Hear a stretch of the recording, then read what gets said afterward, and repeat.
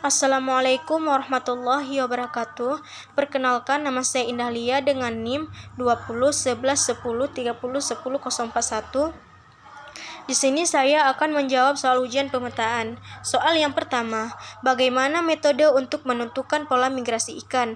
Jawaban saya yaitu metode untuk menentukan pola migrasi ikan yaitu di mana pola migrasi masing-masing spesies ikan berbeda-beda. Ada yang lebih suka berada di bagian tepi dan ada juga yang suka berada di bagian badan air atau menyebar di badan air.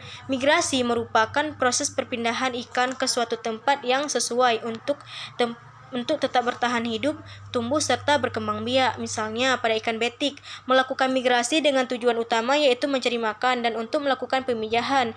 Migrasi biasanya terjadi malam hari dan setelah hujan. Ikan betik menyukai daerah dengan suhu berkisar 15-30 derajat Celcius. Proses migrasi ikan untuk reproduksi terjadi pada saat sebelum memasuki tahap spawning atau pengeluaran telur dan sperma, serta pembuahan telur oleh sperma dan juga untuk membuat sarang. Soal yang kedua, jelaskan mengapa ikan melakukan migrasi. Jawabannya ialah ikan melakukan migrasi biasanya untuk pemijahan. Misalnya pada golongan wader atau genus Rasbora. Rasbora melakukan migrasi untuk mendukung pemijahan ikan. Ikan bermigrasi ke permukaan atau bagian bawah sungai untuk memijah di habitat yang sesuai. Pada musim penghujan, wader pari yang sebelumnya hidup di daerah lindungan pindah ke daerah atas sungai yang memiliki substrat kerikil, pasir, dan batu-batuan. Selama melakukan migrasi, Rasbora memakan fitoplankton dan zooplankton. Soal yang ketiga, bagaimana kaitannya antara migrasi dan upaya penangkapan ikan? Jawaban saya yaitu kaitan antara migrasi dan upaya penangkapan ikan, yaitu di mana penangkapan ikan adalah kegiatan untuk memperoleh ikan di perairan yang tidak dalam keadaan dibudidayakan dengan alat atau cara apapun. Maka untuk itu perlu adanya ilmu pengetahuan mengenai migrasi ikan berdasarkan tingkah laku dari ikan supaya kita dapat mengetahui pada saat kapan dan di mana dapat melakukan penangkapan ikan. Maka kaitan migrasi dengan penangkapan ikan yaitu supaya dapat mengetahui tingkah laku ikan sehingga dapat menghasilkan hasil tangkapan yang tinggi dengan tidak menangkap ikan yang sedang melakukan pemijahan supaya stok ikan terjaga. Soal yang keempat, faktor apa saja yang penting diperhatikan dalam menentukan kawasan wisata? Jawaban saya yaitu faktor yang sangat penting diperhatikan dalam menentukan kawasan wisata. Yang pertama yaitu faktor lokasi seperti pembangunan jalan dan penambah jumlah angkutan umum yang menuju ke objek wisata. Misal wisata Bukit Kayangan agar aksesibilitas ke objek wisata tinggi sehingga wisatawan tertarik untuk berkunjung. Faktor yang kedua yaitu topografi yang merupakan faktor alam yang perlu menjadi bahan pertimbangan dalam pengembangan objek wisata Bukit Kayangan yang letaknya berada pada daerah perbukitan. Berdasarkan dari data Badan Pusat Statistik Kota Sungai Penuh tahun 2013, objek wisata Bukit Kayangan memiliki ketinggian kurang lebih 1000 meter dan kemiringan lereng 16-40% dengan daratan curam bergelombang sehingga menyebabkan daerah ini rawan terjadinya bencana tanah longsor. Namun, dapat menjadi daya tarik tersendiri bagi wisatawan. Kondisi daerah yang berbukit-bukit merupakan pemandangan yang indah bagi wisatawan yang berkunjung, khususnya objek wisata Bukit Kayangan.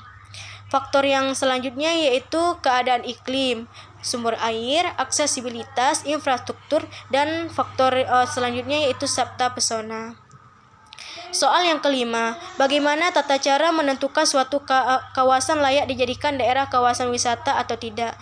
Jawaban saya yaitu dengan cara atau dengan metode scoring pada suatu kawasan yang mungkin layak dijadikan daerah kawasan wisata atau tidak. Jika sudah melakukan scoring, jika sesuai skornya 3, sangat sesuai skornya 4, tidak sesuai skornya 2, sangat tidak sesuai skornya 1.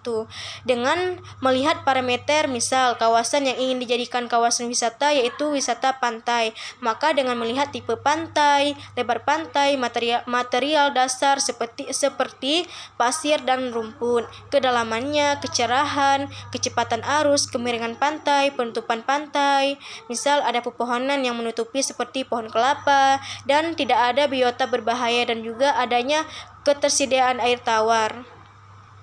Soal yang keenam, apa tantangan yang mungkin dihadapi saat melakukan pemetaan kawasan wisata bahari terutama dari segi sosial dan ekonomi? Jawaban saya yaitu untuk tantangan yang mungkin dihadapi saat melakukan pemetaan kawasan wisata bahari terutama dari segi sosial yaitu perebutan lokasi yang akan dijadikan kawasan wisata atau persaingan antar lokal tempat yang dijadikan kawasan wisata.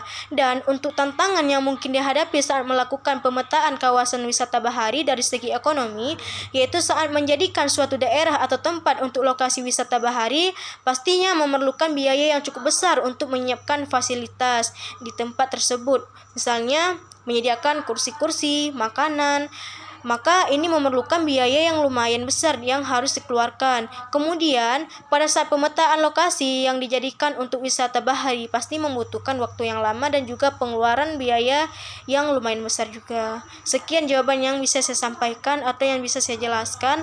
Lebih dan kurang saya mohon maaf. Saya akhiri dengan wassalamualaikum warahmatullahi wabarakatuh.